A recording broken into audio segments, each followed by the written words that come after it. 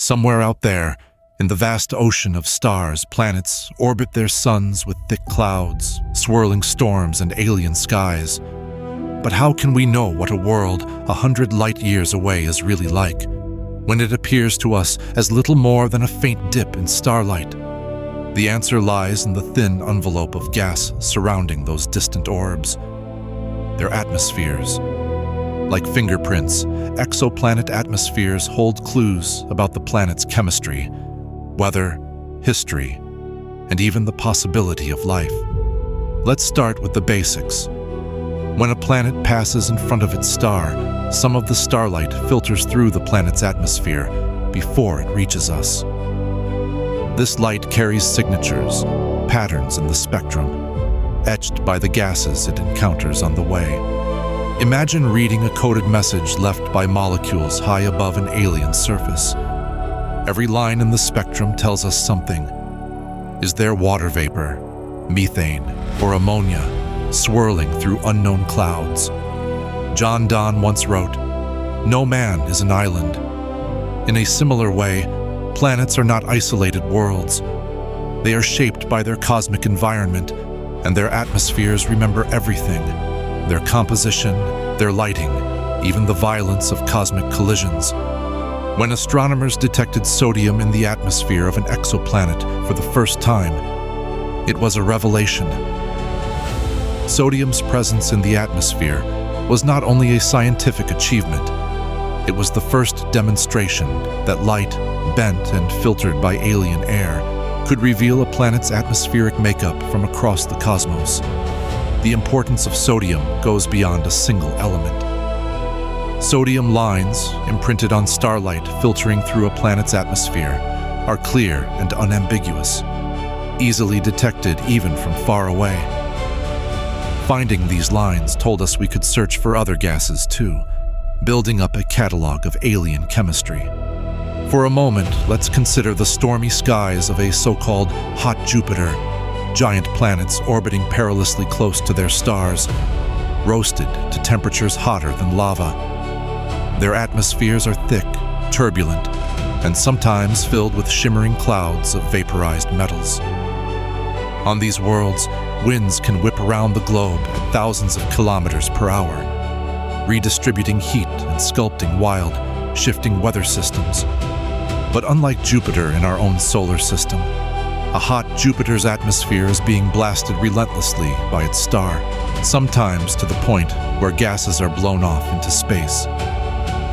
Through careful observations, astronomers have caught glimpses of this process, a planet leaving a trail of lost atmosphere after it, like a cosmic comet. What does this teach us? When we see atmospheres evaporating, it tells us that planets and their air aren't fixed features. Instead, they're shaped by an ongoing tug-of-war between the planet's gravity and the energy streaming from its star. In extreme cases, a planet might lose most of its air, revealing a rocky core where once a gas giant floated. Can we use this knowledge to peer into the conditions of smaller worlds, rocky planets more like Earth? The language of poetry often reaches for other worlds using Earth as metaphor. Emily Dickinson writes, "The soul should always stand ajar, ready to welcome the ecstatic experience." And in science, the quest to study exoplanet atmospheres is an act of opening ourselves to the unexpected. When astronomers looked at a rocky exoplanet, roughly the size of Earth, orbiting a crimson sun, they searched for water vapor in the atmosphere, one sign that the world might have clouds or even rain. This search is painstaking, since the signals are so faint, often buried in the noise of the cosmic background. But detection, or the absence of water, tells us about temperature, pressure, and whether a planet might be habitable. Not all discoveries are hopeful. Some exoplanets show atmospheres thick with hydrogen and helium, toxic and unyielding to life as we know it. Others are rich in methane, or enveloped in clouds of sulfuric acid, reminding us that alien often means inhospitable, at least by earthly standards. But here's the twist. Every atmospheric signature expands our understanding of what a planet can be. Think of a planet orbiting close to its star, so hot that even iron can vaporize and form clouds. Or a world farther out, with methane-rich clouds and hydrocarbon rain. These extreme examples force us to widen our imagination. The words of Carl Sagan echo here. Somewhere, something incredible is waiting to be known. Each spectrum we analyze from a distant world is a chance to find that incredible thing, whether it's a familiar ingredient or something we've never seen before. What about the possibility of life? This is the question that quietly haunts every investigation of an exoplanet's atmosphere. If we saw oxygen, methane, and water coexisting, it might not be proof of life, but it would be a tantalizing hint. Because on Earth, such a cocktail is only produced by living things constantly reshaping the air. But caution is required. Nature can create false positives. Volcanoes, photochemistry, and other non-biological processes can make and break molecules in ways that mimic the fingerprints of life. That's why scientists reach for the language of probability, not certainty, when interpreting these signs. Now, consider the workhorse telescopes orbiting above us and standing in deserts on Earth. Their instruments are tuned to different colors of light, from visible to infrared to ultraviolet. Each wavelength peels back another layer from an exoplanet's atmospheric story.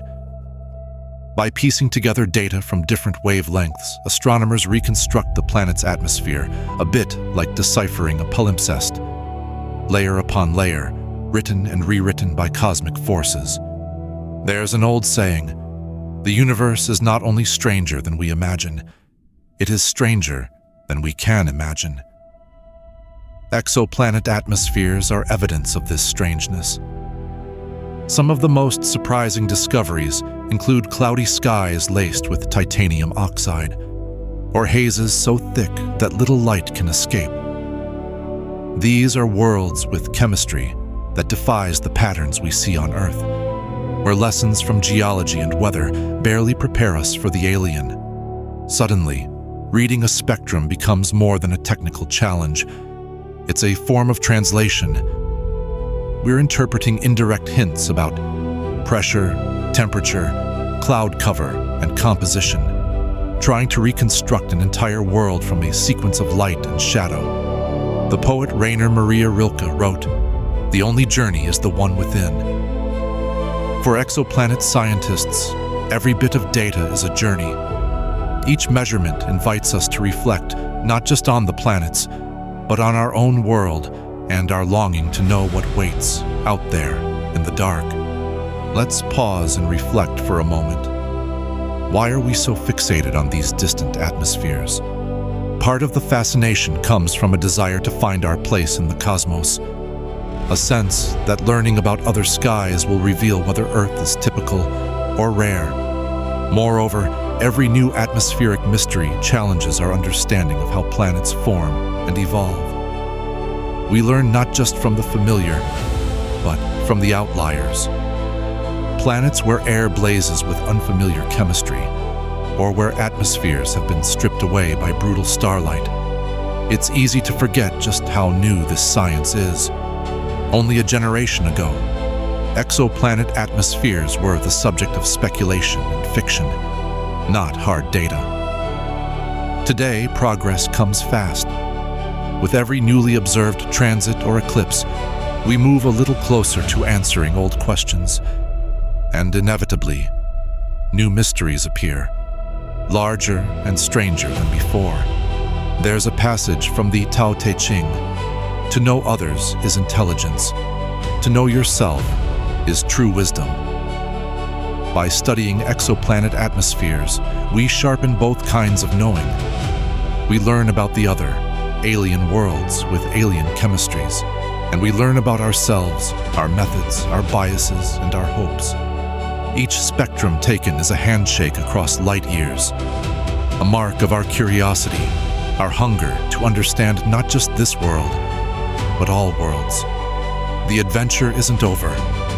In coming years, new telescopes, more sensitive and ambitious than ever, will reveal atmospheres of smaller, cooler planets, perhaps even ones with oceans, continents, and weather that echoes our own. Imagine the moment when we glimpse an atmosphere rich in water vapor, with just enough oxygen to spark a question: is it possible something breathes here? That possibility, however remote, is what keeps we humans watching the skies, chasing faint dips in starlight and the tiny fingerprints of chemistry in distant air. In the end, exoplanet atmospheres are not just data. They are windows into the unknown. Each molecule detected is a reminder that creation is varied, vast, and endlessly surprising. And as we continue deciphering the light from faraway worlds, we realize every discovery about other skies is also a discovery about ourselves. Our longing for connection, our restlessness in the face of the infinite, and our persistent belief that somewhere out there, something astonishing awaits. There's still so much we don't know, and perhaps that's the most exciting lesson of all. When we stare into the atmosphere of a distant planet, we are also gazing into the future of discovery itself.